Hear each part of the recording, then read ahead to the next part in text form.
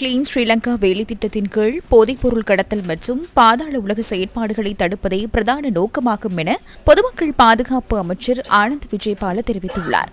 Clean Sri Lanka வேலை திட்டத்தை முன்னெடுக்கும் நோக்கில் அனுராதபுரம் மாவட்ட அலுவலகத்தை திறந்து வைக்கும் நிகழ்வில் கலந்து கொண்டு கருத்து தெரிவிக்கும் போதே அவர் இதனை தெரிவித்தார். சட்டவாட்சியை உறுதிப்படுத்துவதற்கும் லஞ்சம் ஊழல் மோசடியற்ற இலங்கையை உருவாக்குவதற்கும் அண்மையில் ஆரம்பிக்கப்பட்ட வேலை திட்டம் என்பதுடன் அது தேசிய மக்கள் சக்தியின் வாக்குறுதியாகும். இத்தொடர்பில் போலீசார் நேரடியாக தலையிட்டுள்ளனர். போலீசாரை இதற்கு நேரடியாக ஒத்துழைப்பு வழங்குகின்றனர். சமுதாயத்தை நல்லதாக மாற்றுதல், ஒழுக்கமிக்க சமுதாயம், சட்டத்தை மதிக்கும் சமுதாயம், லஞ்சம் ஊழல் இல்லாத சமுதாயம், இவை அனைத்தையும் உருவாக்குவதற்கு தலையிடுவது போலீசாரின் கடமையாகும். உண்மையில் போதைப்பொருள் கடத்தல் பாதாள உலக செயற்பாடுகளை தடுப்பதற்கான நடவடிக்கைகள் இந்த வேலை திட்டத்தில் அடங்குகின்றன. இது வேறாக இணைக்கப்பட்டதொன்றல்ல. நாம் இது தொடர்பில் தொடர்ச்சியாக பேசியுள்ளோம்.